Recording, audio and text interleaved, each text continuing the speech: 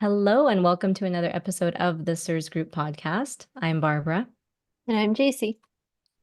and today we are going to tackle the topic of possible exposure sources, sneaky ways that you can get inundated with biotoxins. So, we're going to cover all those fun possible scenarios today. But before we do, just a quick reminder that we are not medical professionals. We are CIRS patients. We run a community of people recovering from CIRS. We also read the CIRS textbook, but none of this should be taken as medical advice. So this was actually a listener request on a YouTube video. They said, I just wish they would talk about your car being a potential exposure source. And it's so true because in the Shoemaker Protocol, the only clinically proven path to healing from CIRS, the first step is really remove the exposure. So for most people that's going to be the biotoxins, mycotoxins, actinos, or endotoxins. So typically you're exposed by your environment. Other people can have biotoxins like Lyme or Listeria, those kind of things, which isn't as relevant to the conversation we're having right now. But in terms of like where you can be exposed to those things, I think most people initially consider their home, but not necessarily those more niche potential exposure sources that we're going to talk about today.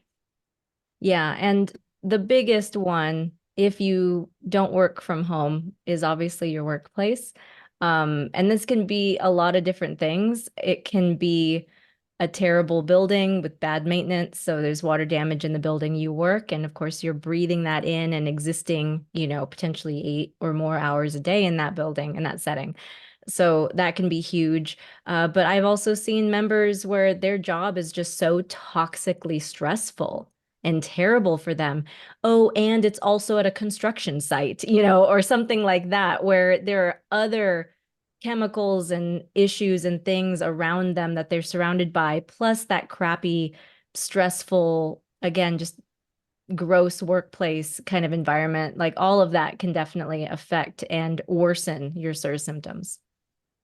So if you think that your workplace might be a source of exposure, one, you can test. So you can totally take one of that envirobiomics tests and test your workplace.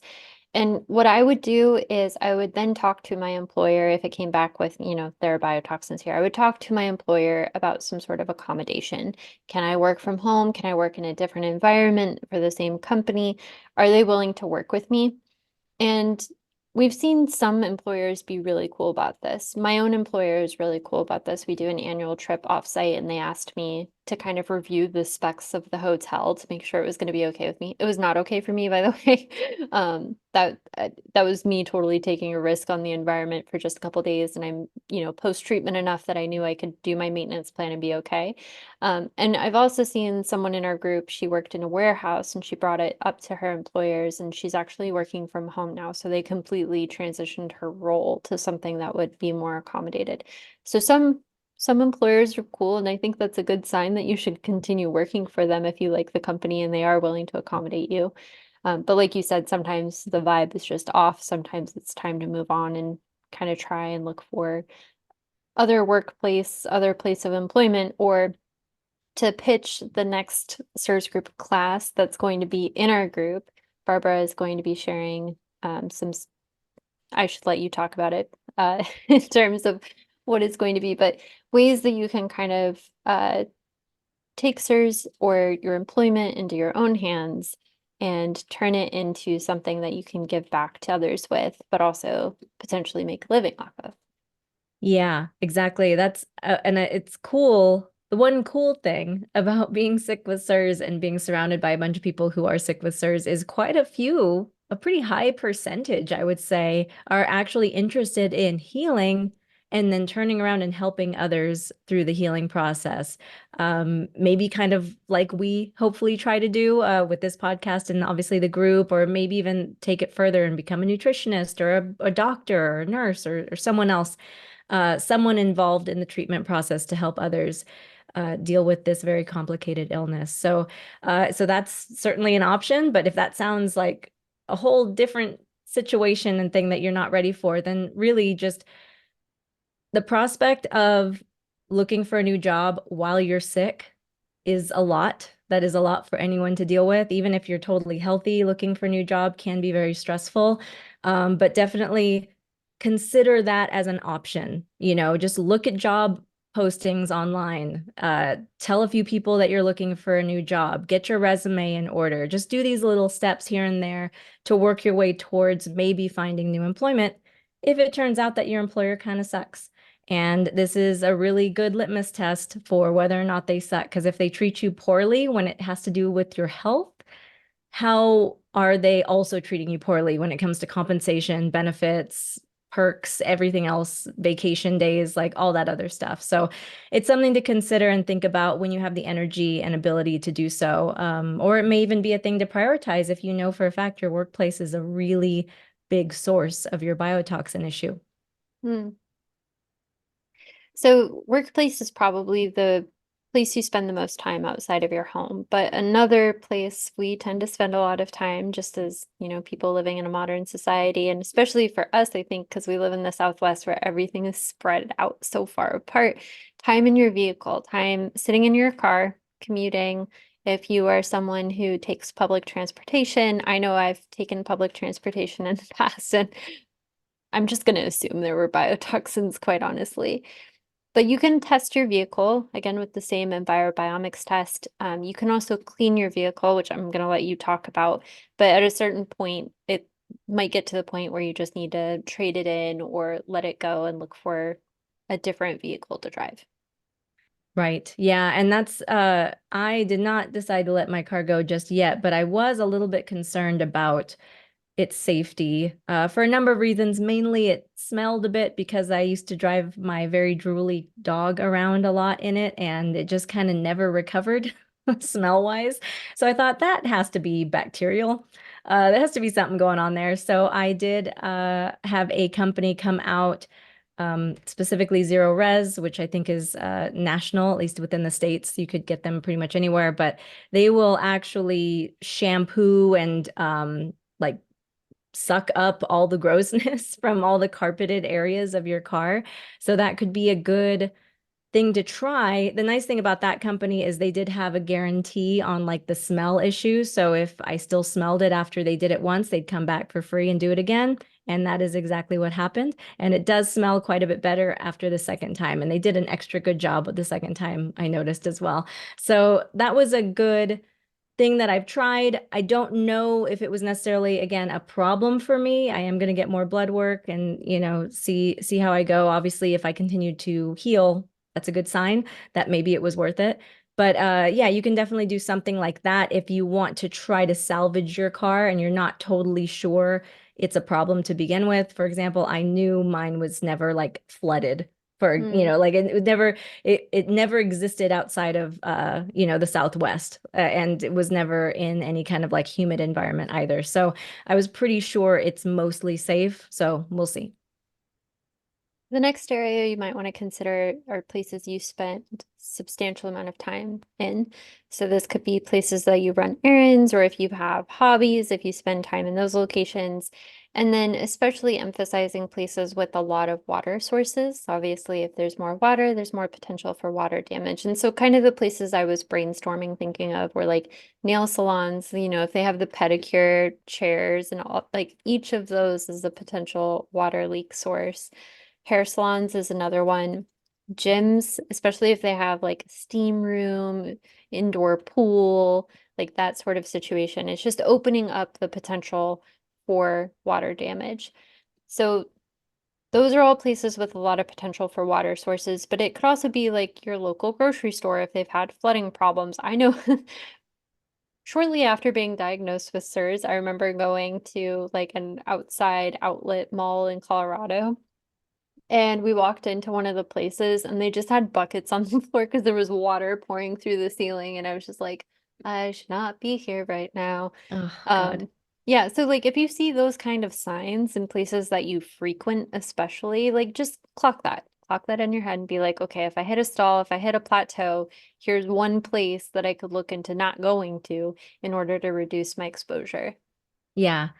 One thing I'll add for gyms, because I know a lot of people realize that those big box gyms are always terrible pretty much every time. I think there's one time I went to a gym where they actually had opened up the floor and a pipe was pulled out because there was probably some kind of sewage issue, and I never returned to that gym again. Because, yeah. But the gym that I found is more of a boutique gym. So it's a little bit more expensive per month, but not by much. And it is smaller. It's just, privately owned, single location. And it's very industrial looking, which is like a trendy thing right now. So everything's exposed. The HVAC system, all the pipes to everything, the electrical conduit, everything, like you see it all. And it's just like plywood basically at like on the and brick probably on the other side. I don't even think the building's insulated. Like I don't I mean we're in Las Vegas, so that's why we can get away with it. But my point is you can really see everything. There's not going to be some like water damage drop ceiling that where you're only seeing a little piece of a really terrible problem. So yeah, just look for little things like that. Don't give up hope that you'll be able to find some gym that works for you, and some nail salon or hair salon that works for you. I know that's important to people to go do things. I'm one of them. But just, yeah, just be aware and notice how you feel when you walk into a place like that, especially if you've been there for an hour or so. And then the next exposure source is just considering the other people in your home, like your partner or your housemates bringing back biotoxins from wherever they go to. And this is especially for people who are super reactive, like people who are having histamine or MCAS. Like you are so reactive, you're gonna first of all, it's gonna be easier to tell if that's your biotoxin source because when they come in, you're gonna have those reactions.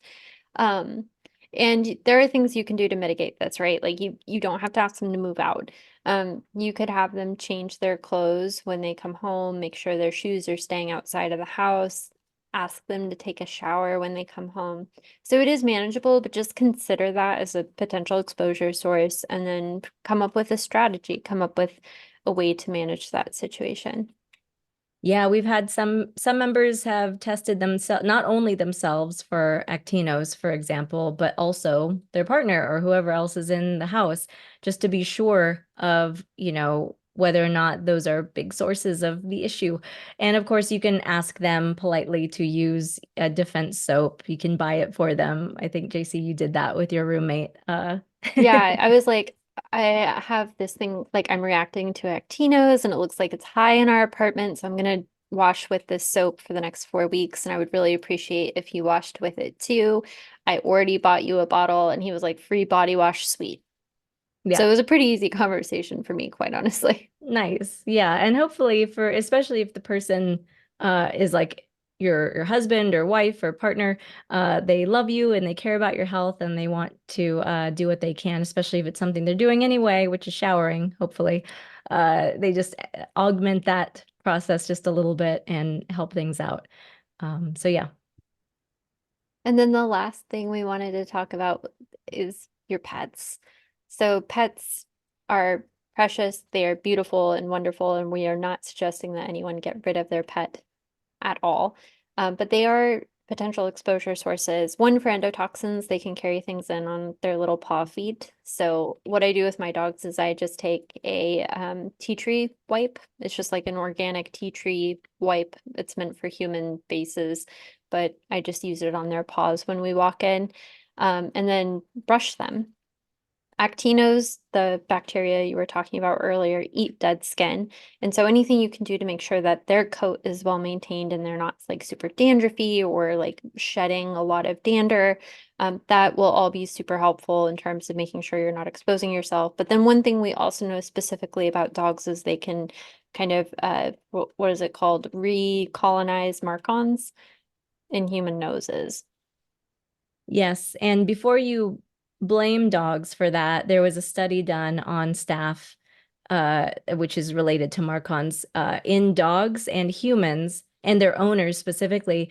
But the study included homeless dogs, dogs that are just out and not interacting with humans regularly. None of the homeless dogs had Marcons or staph, and then about I wanted to say like what was it? a quarter of dogs, don't quote me on the stats actually. I'll just link to that study in the notes. How about that? But the dogs that did have staph in their on their skin or noses, their owner did as well. And the numbers matched up with the prevalence of CIRS, just saying. But the issue with that, though, is like, so you're a human with Marcons, you give your dog a kiss, or you even just hug the dog or whatever. That dog now has Marcons in their nose too, and then you're busy treating Marcons, but you continue to kiss your dog, well, you're just kind of like recolonizing, especially if your MSH is not raised so that you can fight it off. So that's just something to keep in mind. There are ways to treat Marcons in both humans and dogs. You do want to seek the advice of a vet that hopefully knows about it. And I will also link the study that Shoemaker has done, or at least his advice from survivingmold.com on how to deal with a dog with Marcons in the show notes below. Well, we hope you enjoyed these different, considering with us, these different exposure sources that could potentially be stalling your treatment. Again, it's not necessarily something that you should hyperfixate on at the start of your CIRS treatment. I would definitely test my home, and if I spent a substantial amount of time in a workplace or a vehicle, I would probably test those as well.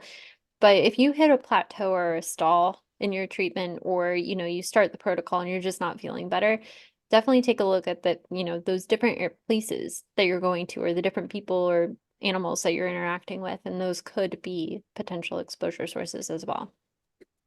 Good tips.